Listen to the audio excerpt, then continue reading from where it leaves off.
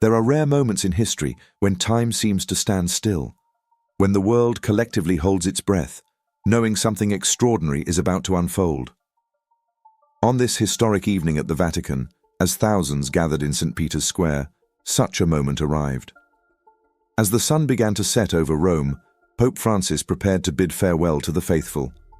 What followed would touch hearts, transcend faiths, and remind everyone of humanity's remarkable capacity for unity. This is the story of how one evening changed the course of history, and how a simple goodbye became an unforgettable moment of hope. It wasn't just any sunset that painted the sky over Vatican City that evening. It was the kind that made even the most steadfast atheists wonder if someone upstairs was putting on a show. As the sun dipped below the horizon, it splashed the clouds with colors that shouldn't have existed outside an artist's imagination. Deep purples that bled into burnt orange, streaks of gold that danced between clouds, and a shade of pink that would have made flamingos jealous. In St. Peter's Square, a crowd had gathered that was unlike anything the ancient cobblestones had ever witnessed. People squeezed themselves into spaces that shouldn't have been able to fit a paperback book, let alone a human being. The square, which normally held 20,000 souls comfortably, somehow managed to cradle over 100,000 that evening. They came from every corner of the globe.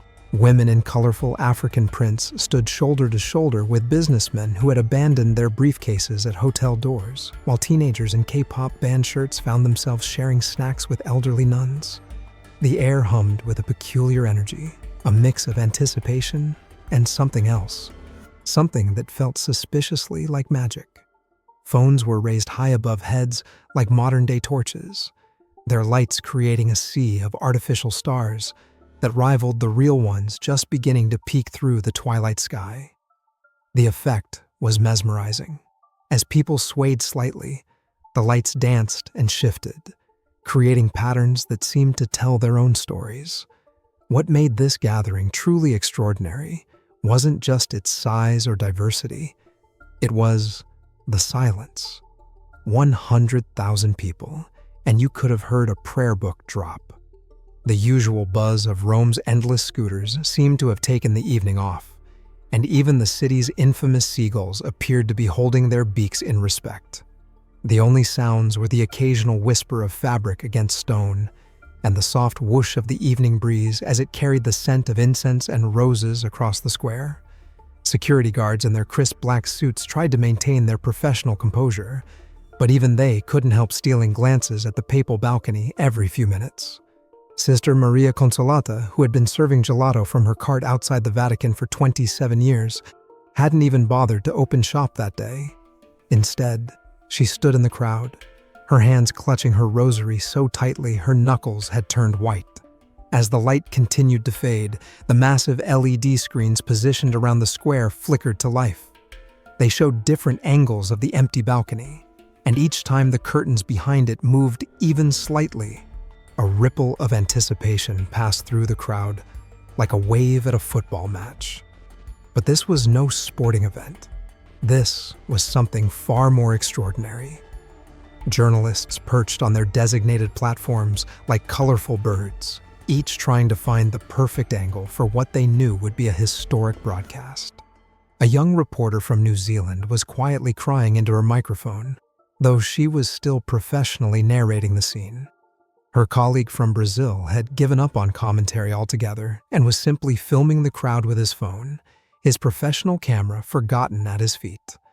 The Swiss guards, in their famous blue, red, and yellow uniforms, stood at attention with their traditional halberds.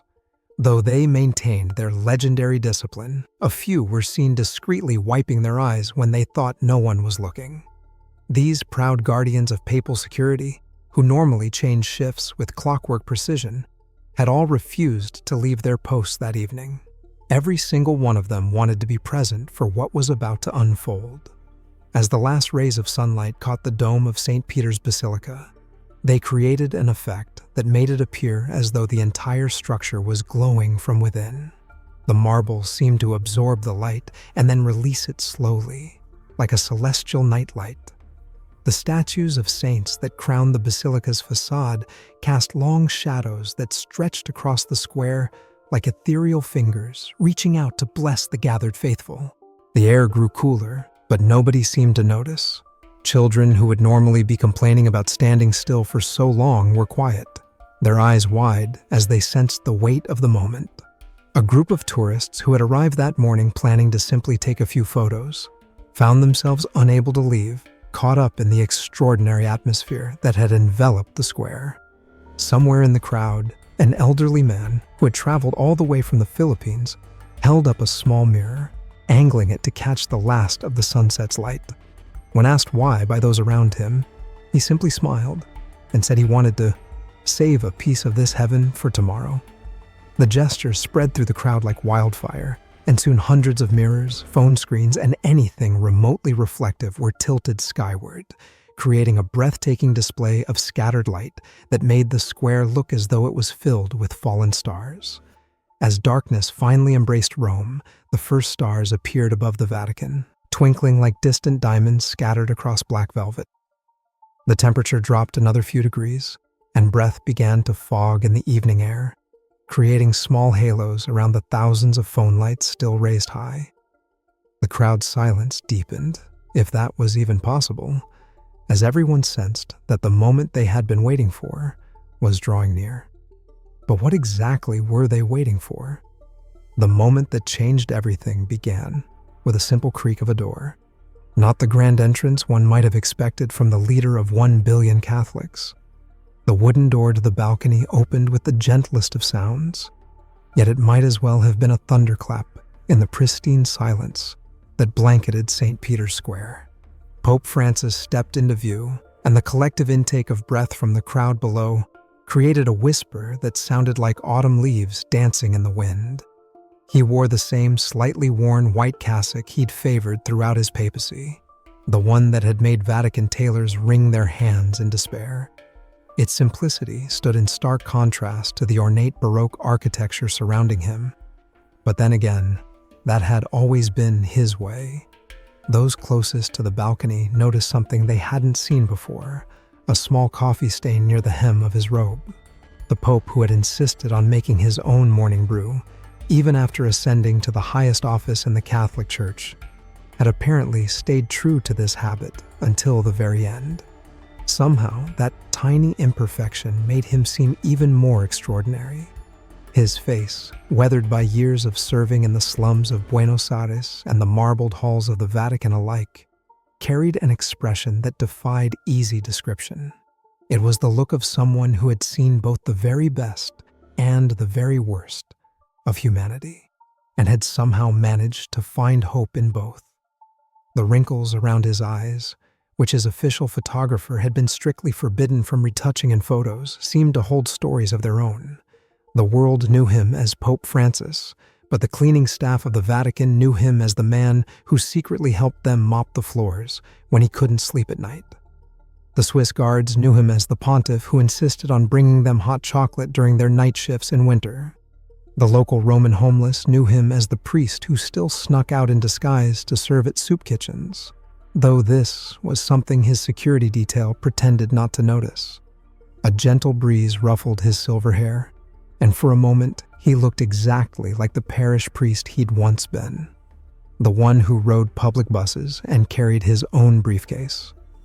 The only difference was that now his parish encompassed the entire globe, and his briefcase had contained documents that could reshape the course of religious history. As he gripped the balcony rail, his ring caught the light, not the ornate papal ring of gold, but the simple silver one he'd worn since his days as a cardinal. It was made from recycled metal, a detail that had made traditional Vatican jewelers collectively reach for their smelling salts. Yet, that humble ring had blessed more foreheads, wiped more tears, and touched more lives than any jewel-encrusted predecessor. Behind him, barely visible in the shadows, stood his longtime assistant, carrying a thermos. Those in the know recognized it as the mate gourd he'd brought from Argentina, the one that had scandalized more than a few Vatican officials when he'd offered them a sip during formal meetings. Even now, at this momentous occasion, he kept it close, a reminder of his roots. His eyes swept across the crowd, and those who caught his gaze later swore they felt as if he was looking directly into their souls. This was the man who had once worked as a bouncer in a Buenos Aires bar to pay for his seminary studies. Perhaps that's why he had always been so good at spotting trouble and diffusing tension, whether in a nightclub or the Vatican's diplomatic corps. The silence stretched on, heavy with anticipation. Here stood a pope who had dined with garbage collectors and debated with world leaders, who had washed the feet of prisoners and challenged billionaires about global poverty in the same week. A man who had turned down the papal apartments to live in a modest guest house, using the money saved to fund homeless shelters across Rome. His simple presence on the balcony seemed to defy centuries of papal protocol. No elaborate procession preceded him, no fanfare announced his arrival. Just a man, dressed in white, standing before his people. Yet, somehow, this lack of ceremony made the moment feel even more profound. Those who worked closely with him noticed he wasn't wearing his usual old black shoes, the ones that had made fashion critics weep, and shoe companies desperately send him expensive replacements, which he promptly donated. Instead, he wore a pair that had been hand-stitched by a former prisoner he had befriended during his prison visits. The gesture spoke volumes about where his true priorities lay. But as he stood there, framed by the grandeur of St. Peter's Basilica, something extraordinary began to happen. The setting sun cast his shadow across the square, and for a moment it seemed to stretch out and touch every corner of the gathered crowd, as if offering one final embrace to his global flock. What would this revolutionary pope, who had shaken the foundations of one of the world's oldest institutions, say in these final moments? His hands told a story that no official Vatican biography ever could. As they gripped the ancient marble balustrade, each wrinkle and callus spoke of battles fought within these very walls.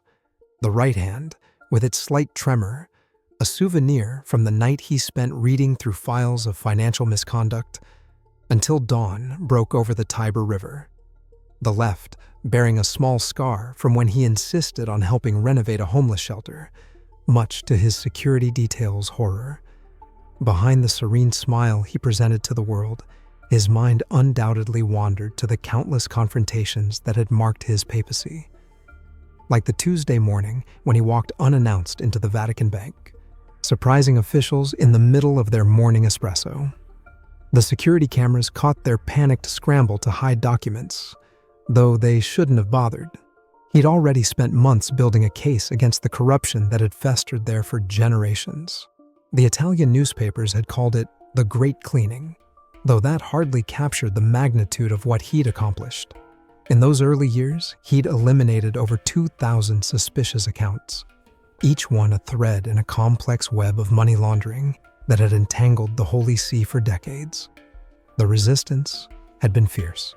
Anonymous letters appeared on his desk, their threats barely veiled beneath formal ecclesiastical language. Yet, he'd simply used them as bookmarks in his well-worn breviary. His eyes, normally twinkling with gentle humor, carried a shadow of remembrance. Perhaps he was thinking of the Monsignor who'd stormed into his study, red-faced and spluttering about traditions and the natural order of things. This after Francis had appointed Sister Maria Guadalupe as the first female head of a major Vatican department. The Monsignor had expected argument or anger. Instead, Francis had simply offered him tea and asked about his mother. The wind rustled through his cassock, the same one he'd worn to the infamous midnight meeting, as the Vatican staff had dubbed it. On that evening, he'd gathered 23 cardinals to address the abuse crisis that had plagued the church. The meeting lasted until sunrise, and witnesses spoke of raised voices echoing through the normally hushed corridors. By morning, 5 cardinals had resigned, and a new era of accountability had begun. Not all his reforms had been dramatic showdowns. Some were quiet revolutions, like the day he replaced the solid gold papal pen set with a plastic ballpoint from the Vatican gift shop. Or when he converted the private papal beach at Castel Gandolfo into a public playground for children with disabilities. Each small act chipped away at centuries of accumulated privilege. The marble beneath his fingers had witnessed it all. The afternoon, he'd invited homeless people to give tours of the Sistine Chapel, arguing that Michelangelo's masterpiece belonged to everyone. The morning, he'd turned the papal summer residence into a museum, declaring that no pope needed a vacation home while refugees lacked shelter. Each decision sent shockwaves through the ecclesiastical establishment. His reforms hadn't just challenged the old guard, they'd rewritten the very DNA of the institution, like the Green Vatican Initiative, which had transformed the world's smallest state into its first completely solar-powered nation. Or the controversial decision to open the Vatican's secret archives to indigenous peoples seeking evidence of their stolen lands. Some changes had seemed small, but carried enormous symbolic weight. The removal of the elevated throne from papal audiences, replacing it with a simple chair at ground level. The installation of shower facilities for the homeless in St. Peter's Square. The opening of the Vatican's private gardens to local school children for environmental education programs. The resistance had often been subtle, but fierce, like the time all of his documents mysteriously disappeared before a crucial meeting on financial reform. He'd simply smiled and given the entire presentation from memory, pausing occasionally to ask if anyone had seen his papers. They reappeared the next day, neatly stacked on his desk. Even now, as he stood before the gathered crowd, battles raged behind the Vatican's ancient walls. His latest reform, requiring all cardinals to spend 1 month per year living in poverty-stricken communities, had sparked fierce debate. Yet, he remained unmoved, just as he had when he'd ordered the sale of the Vatican's luxury car fleet to fund refugee assistance programs. His gaze drifted to the windows of the Apostolic Palace, the grand papal apartments he'd refused to occupy. Instead, he'd turned them into a museum of religious art, making centuries of hidden treasures accessible to the public. His own simple rooms in the Vatican guest house had become a symbol of the humble church he envisioned. As the evening light played across his face, those who knew him well could see the toll these years of reform had taken. Yet, there was something else there, too. A quiet satisfaction, perhaps, or the peace that comes from staying true to one's convictions, despite all opposition. But what price had he paid for these revolutionary changes? How many sleepless nights and silent prayers had it taken to summon the courage to challenge a 2,000-year-old institution? And as he prepared to speak, what final reforms would he unveil to a world that had learned to expect the unexpected from this most unusual pope? When he finally spoke, the accent that colored his Latin caught everyone by surprise. After all these years, the streets of Buenos Aires still danced in his words, a reminder of the path that had led him to this moment. The microphone picked up subtle inflections that transported listeners back to the bustling Flores neighborhood where he grew up. The slight coarseness in his tone came from years of speaking over the rumble of the number 97 bus line he'd ridden daily as Archbishop, refusing the church's offer of a private car. Each word carried echoes of conversations held in cramped confessionals and crowded subway cars. Those who knew his history could hear fragments of the chemical laboratory where he'd worked before joining the priesthood. The precision in his pronunciation, a habit formed from reading chemical formulas, remained, even as he addressed the faithful in his distinctive Argentine-accented Italian. He paused briefly, and in that silence, those nearest the balcony heard him whisper, "Dios mío," a phrase that transported him back to the military dictatorship years. As a young Jesuit provincial, he hid dissidents in his seminary, smuggled others out of the country using church credentials, and faced down armed soldiers searching for subversives. The steel in his voice, tempered during those dangerous times, still surfaced when he spoke of justice. The evening breeze carried with it memories of the Bajo Flores slum, where he'd established a recovery program for drug-addicted youth. Local residents still spoke of the night he'd walked into a crack house alone, armed only with his rosary, to rescue a teenage boy. The drug lords, stunned by his boldness, had let the boy go. That same quiet courage resonated now in every measured word. His hands, gesturing as he spoke, traced patterns learned from his Italian immigrant grandmother, who'd taught him to speak with his whole body in true Argentine fashion. She'd also taught him to cook her secret recipe for empanadas, a skill he'd surprisingly put to use during diplomatic negotiations. More than one international crisis had been resolved over plates of hand-crimped pastries in his modest Vatican apartment. The world listened as he recalled his first parish, Our Lady of Mercy, where he'd installed a phone line in his room to serve as an overnight emergency hotline for his parishioners. That same direct line to people's needs characterized his entire papacy. Even as Pope, he regularly called troubled individuals who'd written to him, earning him the nickname the Cold Call Pope among Vatican switchboard operators. Through the microphone, keen ears detected the slight raspiness from his partial lung removal, a teenage battle with pneumonia that had shaped his understanding of suffering. This physical limitation had never stopped him from walking miles through Buenos Aires barrios, or later through refugee camps across the world. If anything, it had taught him to pace himself, to listen more than speak. His childhood passion for tango subtly influenced his manner of speaking, the way he led his audience through complex theological ideas with the same grace he'd once displayed on dance floors.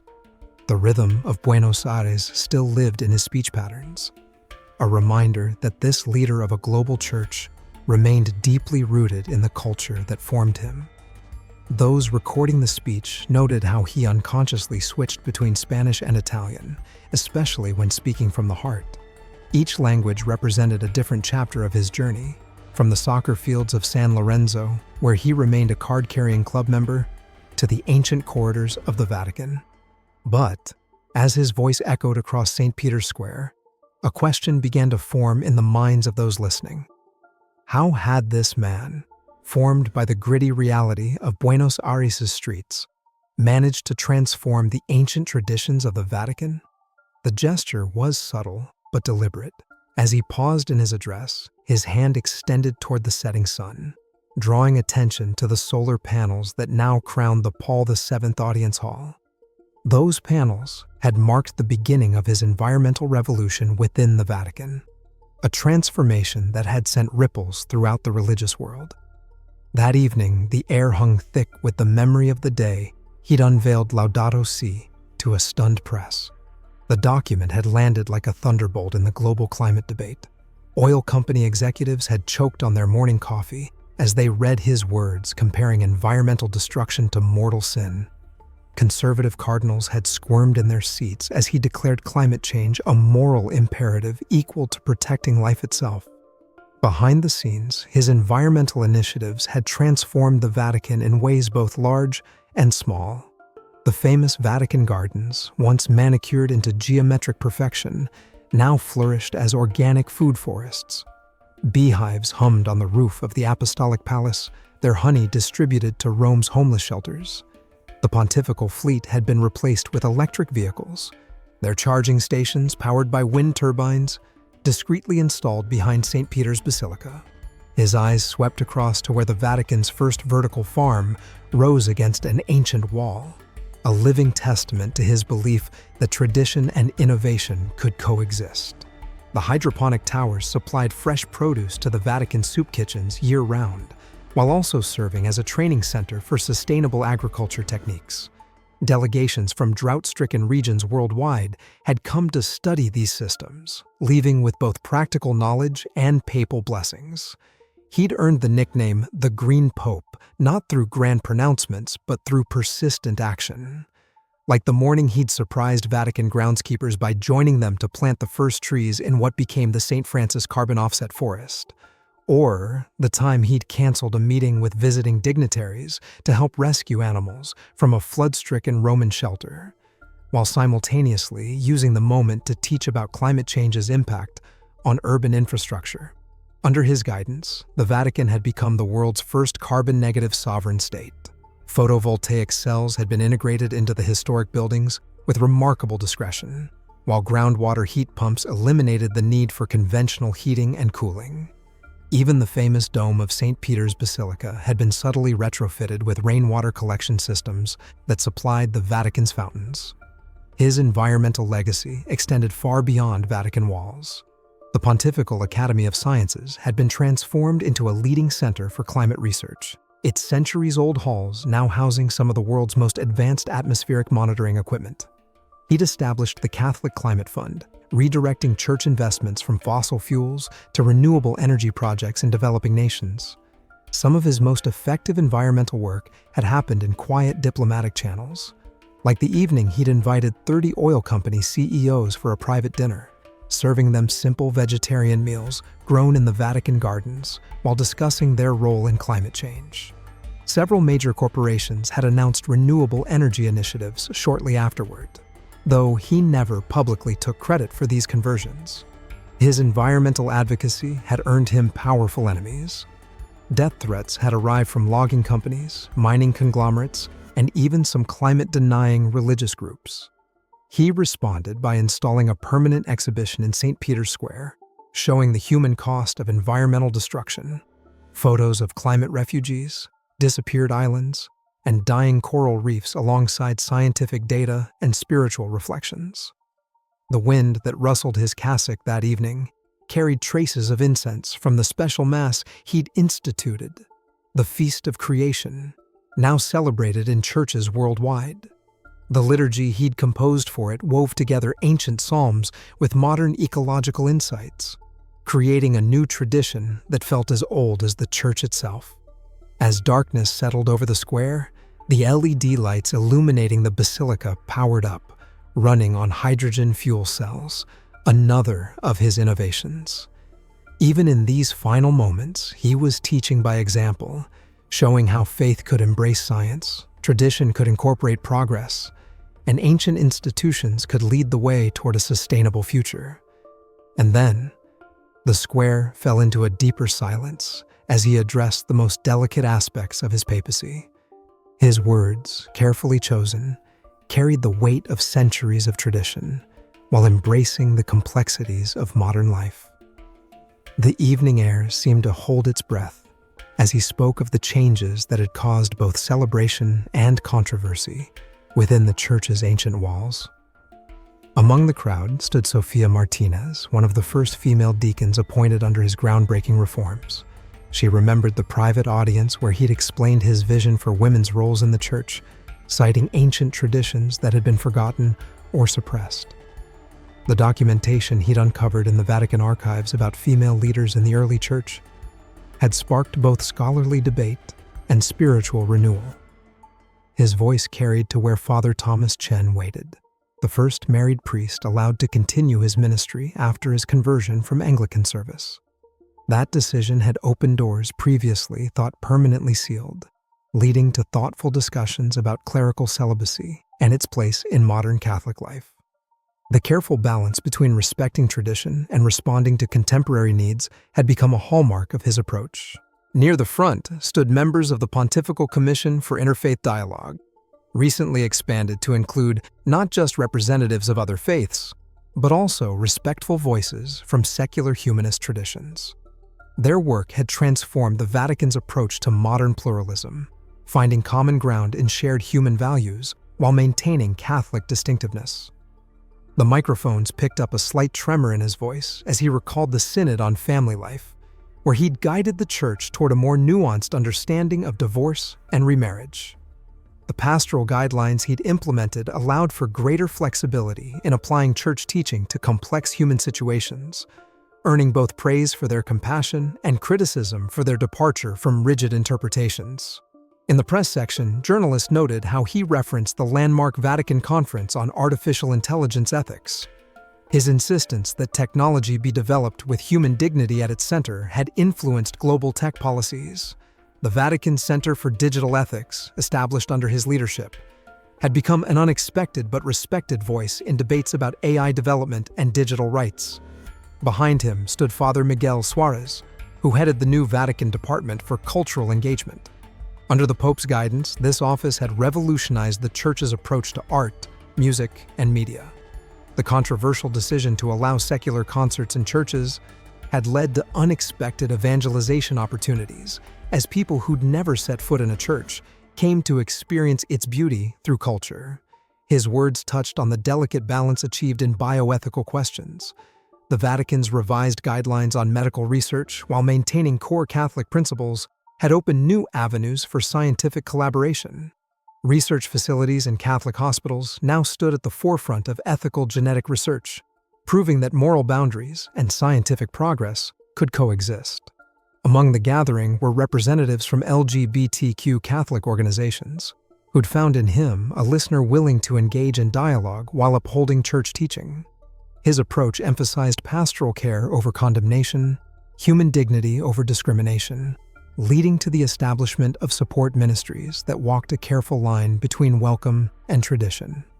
The cameras captured him glancing toward a group of young social media influencers, graduates of the Vatican's digital missionary program. This initiative had trained young Catholics to evangelize through platforms like Instagram and TikTok, adapting ancient truths to modern communication methods without diluting their essence. Scattered throughout the crowd were participants from the groundbreaking truth and reconciliation dialogues he'd initiated between traditionalist and progressive Catholic groups. These carefully mediated conversations had helped heal some of the church's internal divisions, finding unexpected common ground in shared faith while acknowledging legitimate differences in expression. His voice strengthened as he spoke of the new catechism supplement he'd commissioned, addressing contemporary issues from genetic engineering to virtual reality relationships. The document demonstrated how ancient wisdom could illuminate modern challenges, becoming a model for applying timeless principles to emerging questions. The evening light caught the simple cross he wore, a gift from an interfaith council of religious leaders. Its design incorporated symbols from various faith traditions while remaining distinctly Catholic, embodying his approach to dialogue, rooted in Catholic identity while remaining open to truth wherever it might be found. As darkness settled over the ancient square, those present sensed they were witnessing more than a farewell. They were seeing the culmination of a carefully orchestrated symphony of renewal and tradition. Each initiative, each reform, each careful step forward had been like a note in this complex composition. But as he prepared to continue his address, new questions arose in the minds of those gathered. How would the bridges he'd built between ancient and modern withstand the winds of change? And what final wisdom would he share about navigating between the treasures of tradition and the challenges of contemporary life? Tears welled in his eyes as he spotted Amir in the crowd, the Syrian doctor he'd personally evacuated from Aleppo during a diplomatic mission that had stunned the world. She stood proudly in her white medical coat, now serving as head of the Vatican's Refugee Health Initiative. Her presence embodied everything he'd fought for in his quest to transform the Church's response to the global refugee crisis.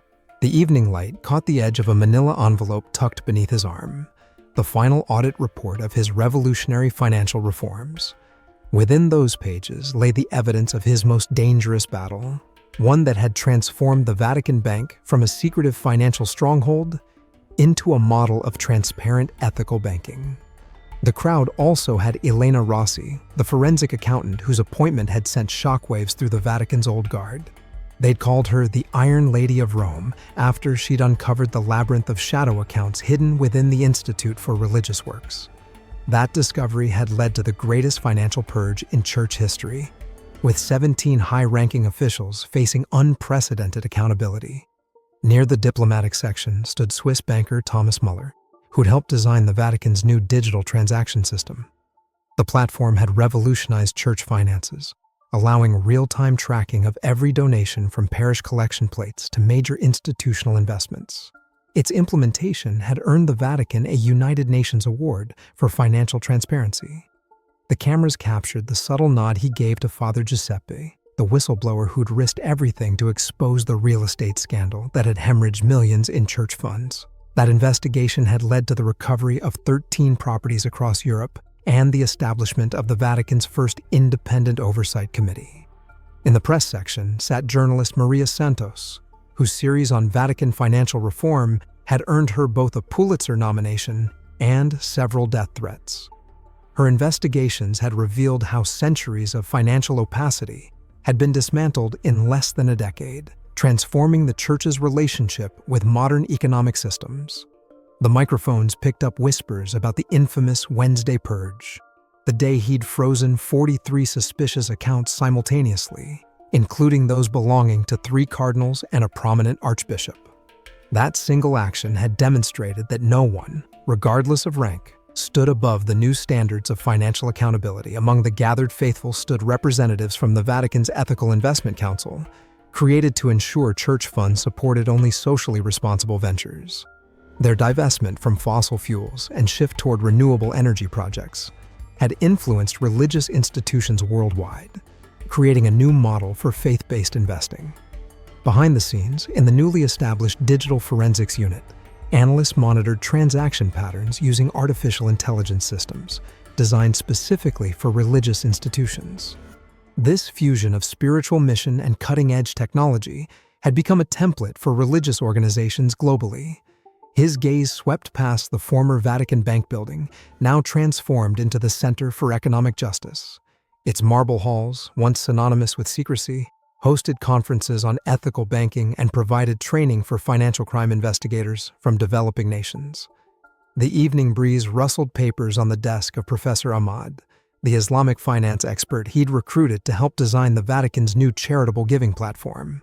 This interfaith collaboration had produced a revolutionary system for tracking humanitarian aid from donation to final implementation, ensuring unprecedented accountability in charitable works. The Pope could also see in the crowd the Vatican's new financial intelligence unit, their presence a reminder of how far things had come. These young professionals, recruited from top financial institutions worldwide, had replaced the old network of informal relationships with sophisticated monitoring systems and rigorous protocols. The small gold key hanging from his neck caught the light, the ceremonial key to the Vatican's new transparency archive, where centuries of financial records had been digitized and made available to qualified researchers. This unprecedented opening of the books had earned praise from financial oversight organizations worldwide. His hands traced the edge of the balcony where years earlier he'd announced the creation of the Vatican's first public financial report. That 2,000-page document had revealed both the institution's wealth and its commitment to reform, setting a new standard for religious financial transparency. In the diplomatic section sat representatives from the World Bank and International Monetary Fund, their presence testament to the Vatican's newfound role as a leader in ethical financial practices. The guidelines they'd developed together had become a blueprint for religious institutions worldwide. The crowd also consisted of survivors of abuse who'd found healing through the Vatican's Reconciliation and Recovery Program. Their presence testified to his commitment to confronting the Church's darkest chapters while creating paths toward healing and prevention. The microphones picked up the gentle clicking of knitting needles from the Nonna Brigade, elderly women who'd set up chairs outside his residence every Wednesday to knit garments for the homeless. He'd often joined them, learning to knit while listening to their wisdom about community care and social solidarity. His eyes fell upon the student journalists from the Vatican's Truth and Reconciliation Media Project, young people trained to document both the Church's failures and its efforts at reform. Their unflinching reports had earned international acclaim and demonstrated his commitment to institutional transparency. The gathering also included members of the Pope's environmental action teams, groups of volunteers who combined prayer with practical ecological work. They'd transformed vacant lots into community gardens, organized cleanup campaigns, and created wildlife corridors throughout Rome. As darkness settled, the square was illuminated by thousands of small solar lamps, gifts from the Vatican's Light in Darkness project, which provided sustainable lighting to communities without electricity. Each lamp represented a connection between the Church and those living on society's margins. The evening air carried the soft harmonies of the Interfaith Youth Choir, another of his initiatives that brought together young people from diverse religious backgrounds. Their music embodied his vision of unity and diversity, proving that different faiths could create beauty together while maintaining their distinct traditions. We know you must be wondering, how had this shepherd managed to touch so many individual lives while leading a global institution? And how exactly will this farewell go? As twilight deepened over St. Peter's Square, his voice took on a tone of gentle urgency as he addressed the works yet unfinished. The papers in his hands, the preliminary plans for the Vatican's most ambitious reforms yet, rustled in the evening breeze, each page representing dreams not yet realized, but carefully seeded for future growth. Professor Emilia Santos stood among the crowd, clutching the draft proposal for the groundbreaking Women's Theological Institute. Construction had already begun on its campus within Vatican City, its modernist architecture deliberately contrasting with the surrounding Baroque buildings. The Institute's mission to explore the untold history of women in the Church while shaping its future embodied his vision of progressive transformation rooted in historical truth. The cameras captured the subtle expression change as his gaze fell upon the architectural models displayed in the square. These detailed plans showed the Vatican's forthcoming Interfaith Dialogue Center, its design incorporating sacred geometric patterns from various religious traditions. The center's foundation had been laid, but its completion would fall to his successor. Scattered among the faithful stood distinguished figures, wearing subtle silver pins, members of the Vatican's newly formed Artificial Intelligence Ethics Committee. Their tablets glowed softly in the evening light, displaying early drafts of guidelines for implementing AI in religious contexts. Their work represented his understanding that the Church needed to engage with emerging technologies while ensuring they served human dignity rather than diminished it. Near the diplomatic section stood representatives from the Vatican's Climate Change Response Unit, reviewing preliminary plans for transforming every Catholic church worldwide into a renewable energy hub. The pilot program in Brazil had already shown promising results, with solar-powered parishes becoming community resilience centers during extreme weather events. The evening light glinted off the foundation stone of what would become the Vatican Center for Indigenous Wisdom, a revolutionary project aimed at incorporating traditional ecological knowledge into church teaching. Though only begun, the center symbolized his commitment to acknowledging and learning from indigenous spiritual traditions. His hands traced the outline of plans for the Vatican's Digital Ministry Initiative, an ambitious project to create sacred spaces in virtual reality. The prototype, developed in collaboration with tech companies and theological experts, aimed to make spiritual guidance accessible to those unable to attend physical churches. Among the gathered faithful stood Dr. Helena Chen, head of the Vatican's Bioethics Future Planning Committee. Her team had just begun developing guidelines for the Church's approach to genetic engineering, human enhancement, and artificial wombs, questions that would challenge religious thinking in coming decades.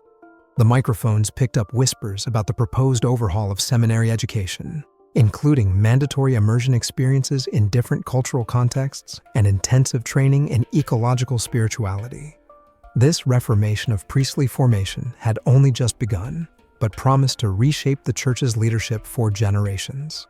Near the basilica's steps, a group of architects and urban planners huddled over illuminated tablets, their Vatican Urban Planning Task Force badges catching the evening light.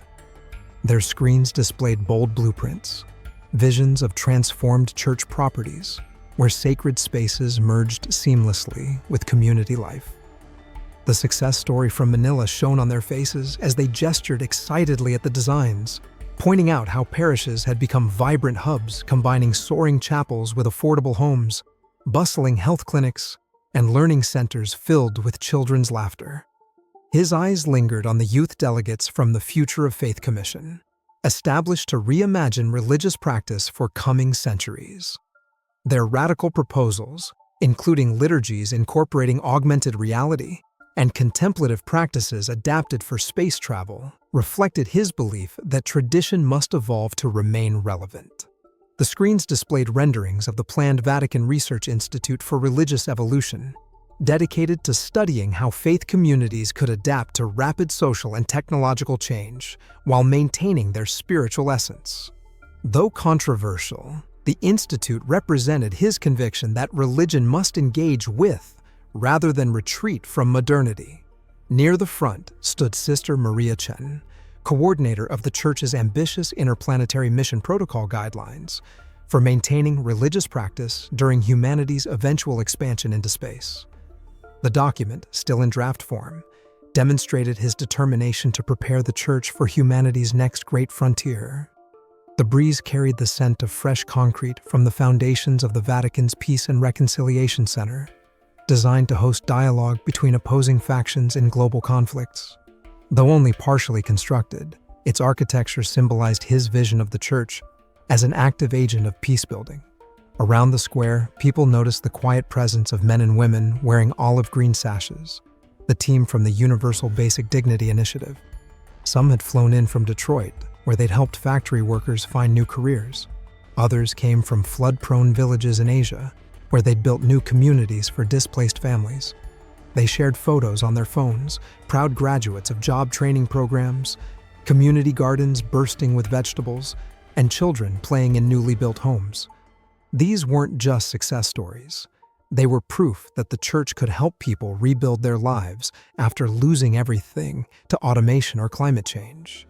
His gaze then fell upon the scale model of the Vatican's planned Museum of Religious Innovation, designed to showcase how faith communities had historically adapted to social change. The exhibit space remained under construction, but its message was clear: evolution and tradition could coexist and enrich each other. The evening shadows played across drawings for the Vatican's contemplated Memory and Truth Commission, conceived to document both the church's failings and its efforts at reform. This project, barely begun, represented his commitment to institutional honesty as a foundation for genuine renewal. Throughout the square, digital displays showed simulations of the Vatican's proposed environmental restoration projects, ambitious plans to use church lands worldwide for ecosystem rehabilitation. The initial studies had demonstrated remarkable potential, but implementation would require decades of sustained commitment. The microphones captured discussions about the draft charter for the Vatican's Institute for Future Studies, dedicated to helping religious communities navigate unprecedented technological and social changes. Though not yet operational, its mission reflected his understanding that faith must engage proactively with emerging challenges.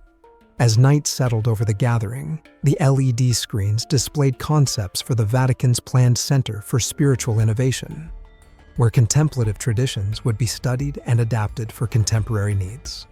The architectural plans showed a blend of ancient wisdom and modern design, embodying his vision of tradition as a living, evolving force. But the drawings faded from the screens as a profound hush settled over the square. It was as if the entire gathering collectively realized that the time had come, the moment they'd both anticipated and dreaded. The soft glow of the displays dimmed to darkness, drawing all eyes upward to the historic balcony, where so many papal blessings had been given across the centuries.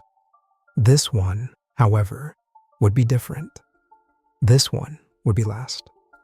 The moment of his last blessing descended upon St. Peter's Square with the weight of centuries. The air itself seemed to still, carrying only the soft flutter of doves' wings as they circled the basilica's dome.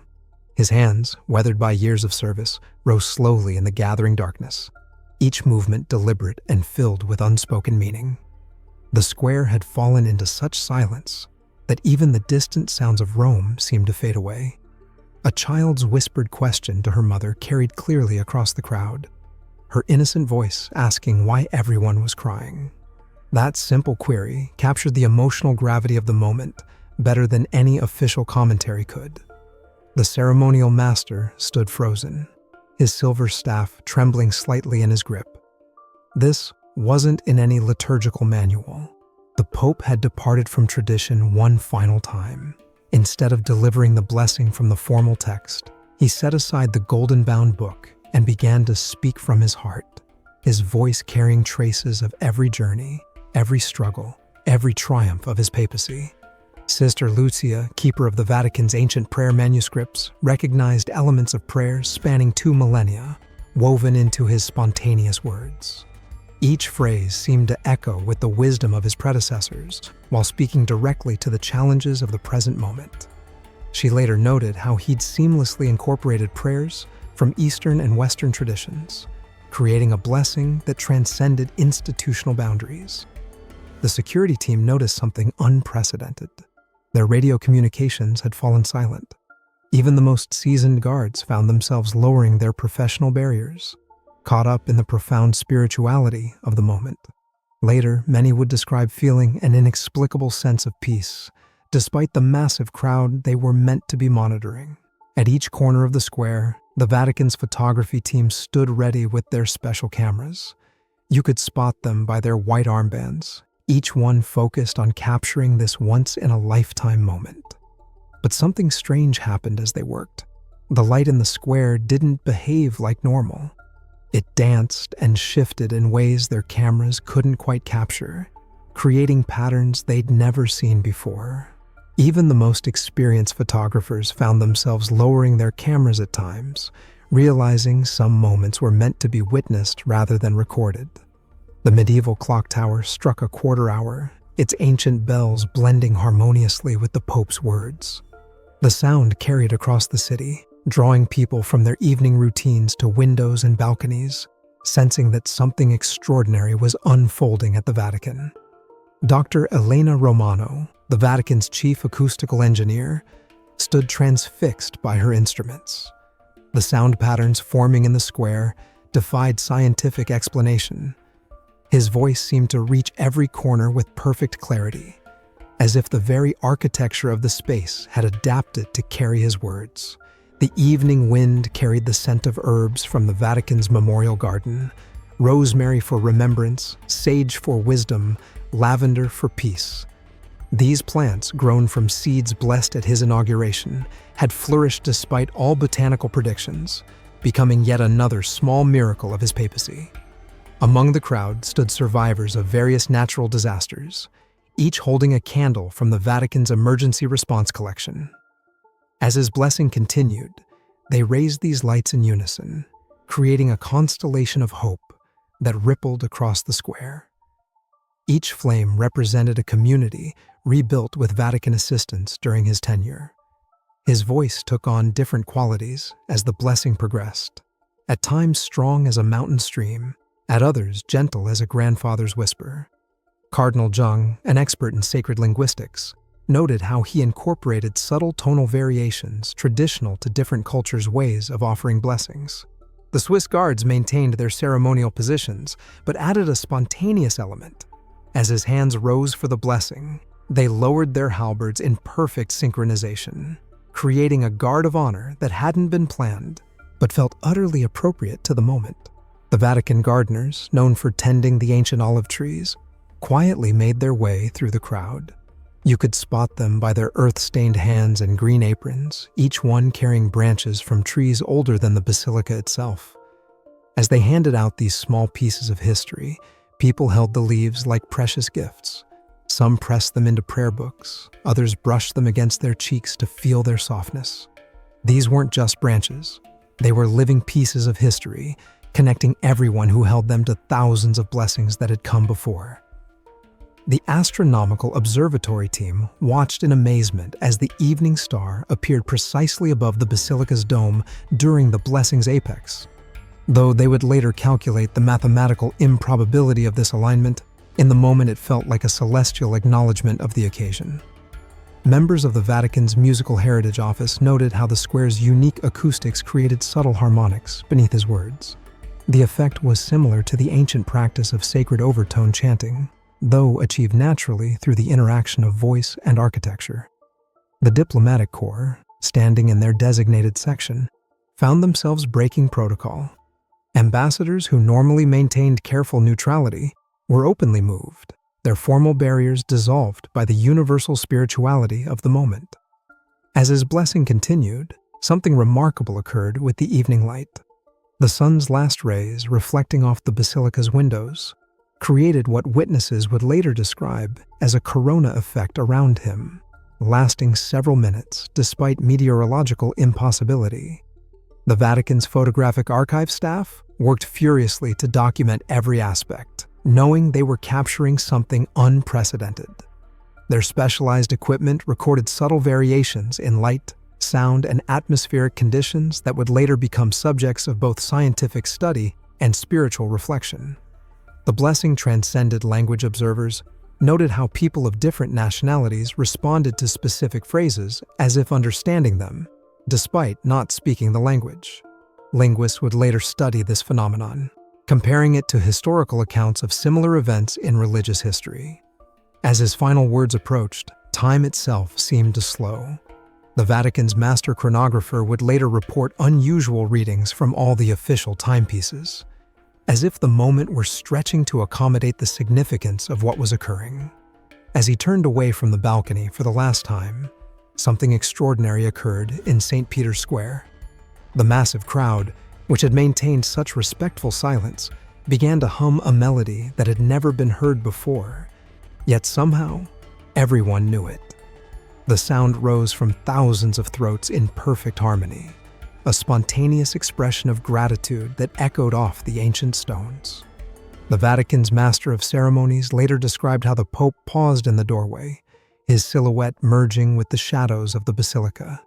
In that moment, the setting sun broke through a gap in the clouds, casting a beam of light that traced his path like a spotlight. The effect lasted precisely 43 seconds, as recorded by the Vatican Observatory's precise instruments. The evening air carried an unusual fragrance, a combination of ancient incense and fresh roses that the Vatican's master perfumer would later try unsuccessfully to recreate. Those present described it as reminiscent of spring mornings and autumn evenings simultaneously, a seemingly impossible blend that perfectly captured the moment's bittersweetness. Sister Mariana, keeper of the Vatican's temporal records, noted how the basilica's bells began to toll of their own accord. The complex mechanism that controlled them had somehow activated without human intervention, playing a sequence that combined traditional rhythms with an entirely new melodic pattern. The diplomatic section witnessed something unprecedented. Representatives from nations traditionally at odds with each other spontaneously clasped hands in a gesture of peace. The Vatican photographer captured this unplanned moment, an image that would later become a symbol of the Pope's legacy of reconciliation. Throughout the square, the faithful held up mirrors of all sizes, an ancient tradition resurrected spontaneously for this moment. The combined effect created a dance of light that transformed the gathering dusk into a tapestry of reflected radiance. Each mirror seemed to capture and amplify the remaining daylight, turning the square into a sea of stars. Members of the Vatican's Historical Documentation Office observed how the shadow of the basilica's dome fell across the square in an unusual pattern.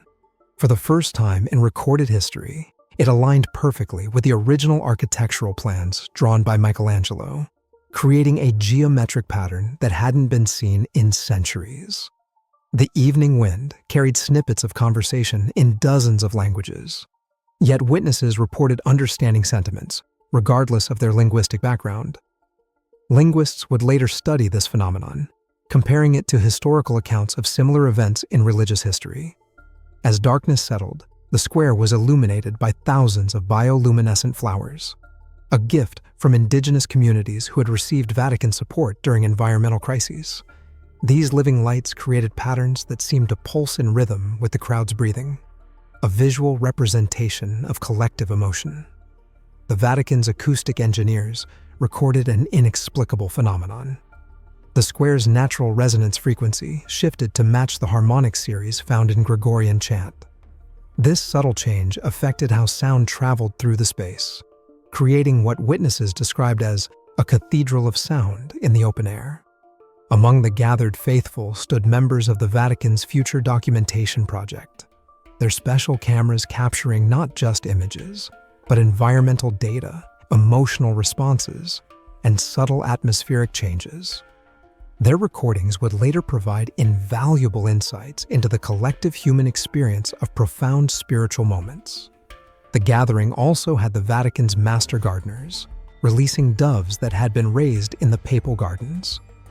Each bird carried a small scroll containing seeds blessed during his papacy, which they would later distribute across Rome's gardens and parks, ensuring his legacy would literally take root in the Eternal City. As the Pope's figure receded into the basilica, something remarkable happened with the evening star. It appeared to multiply in the darkening sky, creating what astronomers would later call an unprecedented celestial display. The Vatican Observatory carefully documented this phenomenon, though its cause remained unexplained. The diplomatic corps noted how the flags of every nation represented began to move in perfect synchronization, despite the absence of significant wind. This concert of motion created a visual symphony that seemed to transcend national boundaries and political divisions. Members of the Vatican Sound Archive captured a curious acoustic phenomenon. The square's natural echo pattern shifted, creating what musicians would later describe as a perfect harmonic resonance.